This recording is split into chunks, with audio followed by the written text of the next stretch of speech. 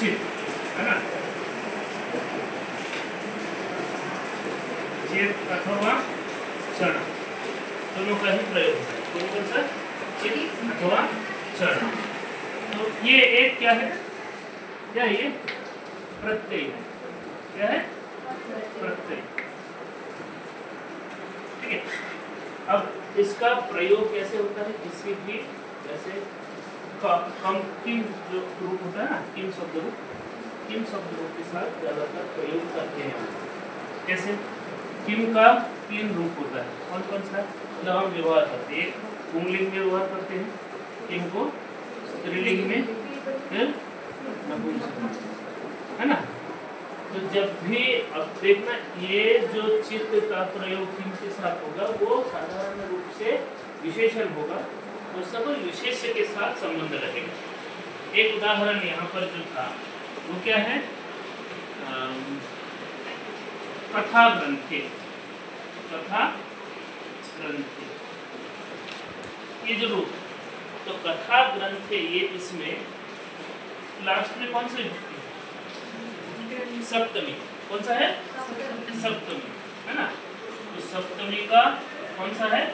एक वचन है। अब चित्त का जो प्रयोग होगा किम के साथ, वो हमें इन तीनों से देखना है। कथा ग्रंथ मतलब ये कौन से लिंग में है? पुंलिंग में। ग्रंथ पुंलिंग में, तो मुझे पुंलिंग का प्रयोग करना है। पुंलिंग का किम शब्द रूप में कैसा होता है?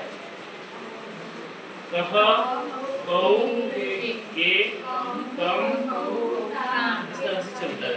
ठीक है। तो क्योंकि ये सप्तमी का एक वचन है, तो मुझे वो किम शब्द रूप का सप्तमी का एक वचन देखना है। क्या है? कस्मिन। क्या है वो? कस्मिन। तो कस्मिन का ले लिया, सप्तमी का एक वचन। ठीक। और उसके साथ क्या जोड़ किया? चित या चरण जोड़ करोगे। ठीक है।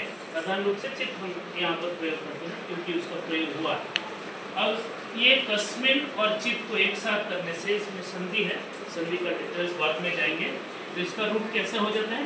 कस्मिंस चित, कस्मिंस चित। ठीक है, समझ में आया? तो क्या होगा? कस्मिंस चित कथा ग्रंथे। ठीक है।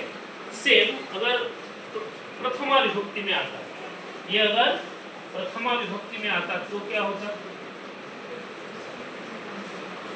प्रथमा विभक्ति अगर सोचो कि बालक, क्या है?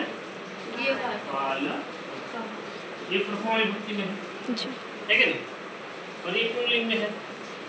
तो अभी ये चित या चरण का प्रयोग संभावित और संदेहात्मक प्रयोग में होता है। मतलब कोई एक बालक है, इस तरह से प्रयोग। ऐसा नहीं कि मुझे पता है वो कौन। पहले हम प्रयोग करते हैं कि उस जगह पर कोई एक बालक है, कौन है पता नहीं। तो इस संभावना कश्चित बालकः अस्ति, तो वो कैसे आता है ना? बालक का अभी ये कौन सी विभक्ति में है? पहले ले लो, ये पुंलिंग में है ना। और प्रथमा का एक वचन में, प्रथमा का एक वचन में। ये पुंलिंग पहले देख लेना है। किम शब्द रूप का कैसे आएगा? कहा को एक, प्रथमा का एक वचन में क्या है? कहा। तो पहले लिए आप कहा जोड़ चित। ठीक है। तो ये तालवश हो जाता है, आपको पता है। चौक के पहले अगर विसर्ग हो तो विसर्ग तालवश में बदल जाता है। किसमें? संधि में। ठीक है। शुत्व संधि कहते हैं उसको, तो वो कश चित, है ना। तो एक साथ हो गया कश्चित। तो ये कश्चित बालकः, समझ में आया? सेम अगर बालिका होता, बालिका, समझ में आया? तो इसका प्रथमा का में क्या होता है? स्त्रीलिंग में किनका प्रथमा क्या होता है? का, के, काहा। तो का होता प्रथमा का एक वचन में का, और उसके साथ क्या होगा? चित। तो क्या हो गया? काचित। काचित नहीं, सब नहीं, काचित बालिका, ठीक है। अगर यही कोई नपुंसकलिंग का एक उदाहरण बताओ, नपुंसकलिंग होता है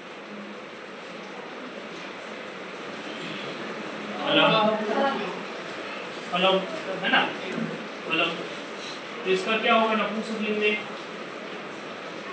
किम शब्द होगा, कैसे चलता है? किम ए आने तो प्रथमा का एक वचन में किम जोड़ चित, तो क्या हो गया? किंचित,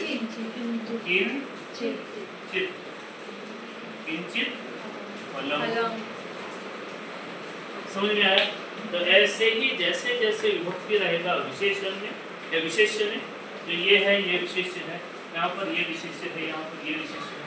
विशेष्य में जैसा रूप रहेगा, किम शब्द रूप का विशेषण है तो उसमें भी वही विभक्ति वगैरह रहेगा।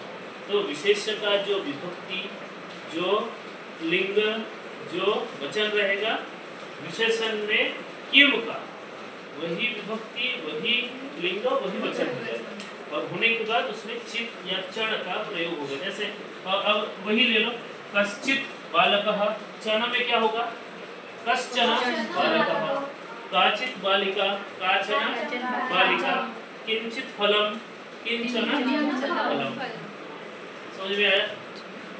समझ में आया है कि नहीं? ये बहुत सरल, लेकिन हमें ये पता नहीं था कि इस तरह से जो, ठीक है नहीं?